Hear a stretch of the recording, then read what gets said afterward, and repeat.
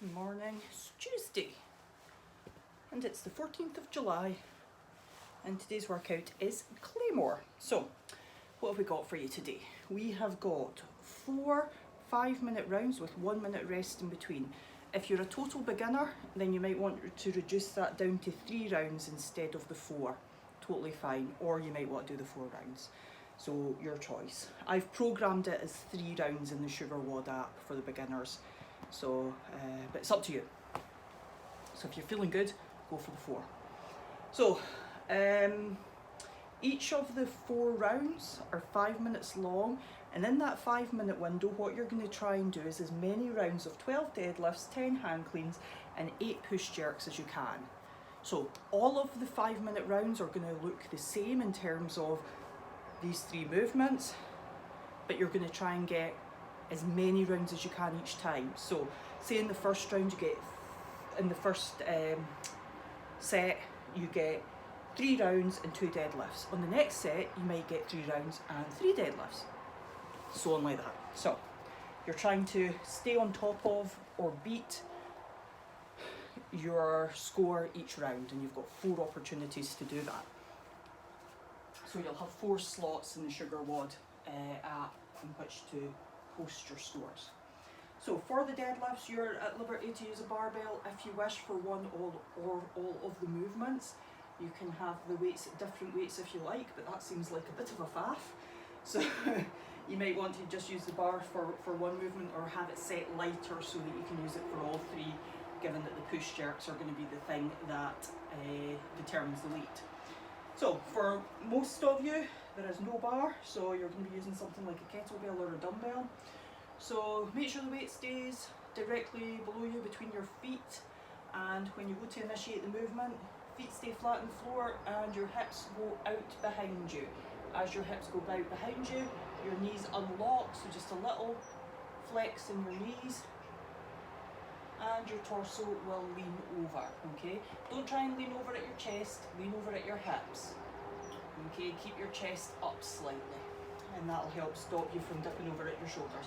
So what often happens when people are deadlifting a small object and they have to have their hands close together is that their shoulders roll in and they end up rounded out in their upper back rather than in a strong position. Usually if you round in your upper back, you'll find that it has a knock-on effect to the lower back. So keep your arms straight for the whole of the deadlift. Okay, never bend. If you are a beginner, then you might be using something like a cushion, something nice and light for you and where you're at the moment. If you're using 2 weights, you might have 2 dumbbells or 2 bottles of water, for example. Then the weights are going to come down and touch the ground just outside your feet. Okay, so rather than inside your feet, they're going to touch the ground outside. Be careful when you're going outside of your feet. Watch that your knees don't knock in together, okay? Keep your knees away from each other, just so that they're brushing against your arms. For the hand clean, okay, so for the hand clean, if you've got 1 kettlebell, then let the weight come down. So the hand position is going to be just between your knees, okay? And then you're going to catch this in a squat. So you're going to drive up with your legs and catch in a squat before standing. Now, it's 10 hand cleans, so I suggest you do 5 with one arm, 5 with the other. That's fine. Every single one of them has a squat. If you've got a dumbbell, it's just the same. From there, catching in a squat. If you've got 2 dumbbells, then again the weights are going to hang by your sides. So, the bottles of water, they're different weights as well, it's weird. So if you're doing this, try and make them sure they're the same weight. So there we go again, knee height, drive up with your legs, drop into the squat before standing. If you're a total beginner, then you might find that drop into the squat is really difficult. That's fine.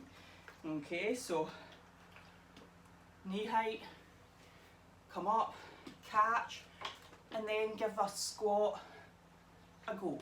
and you're at liberty to squat to a chair. Okay, so I can't really get on this now, there's too much stuff on it. But you're at liberty to catch and then squat until you touch your chair and come back up. And that's going to start teaching you the movement pattern. And then for the push jerks, you can go one arm. So push jerk means that you can dip, drive up, and then re-dip to catch before standing. Okay, so what that effectively means is that your body's driving the weight up, and then your body gets back below the weight and allowing your arm to straighten before you stand. Don't worry if you can't quite get this. Comes with practice. Again, one way or two. Okay, oops. I was out of time there if you spotted it. And if it's below your chin, have your elbows forward. You don't have to re-dip to catch, I'm not too worried. It's shoulder to overhead's fine, so just pressing overhead anyhow is fine, that's cool, that's no problem. So 12 deadlifts, 10 hang cleans, and then 8 push jerks. You'll do that over and over again, either with one hand, halving the reps, or a weight in both hands where you just work through the total volume of reps. That's it. How can that only be 6 minutes long? What have I missed? Have I missed anything? Don't think so. 1 minute's rest in between each rounds. Maybe I forgot to say that. That's it. Have fun. Bye.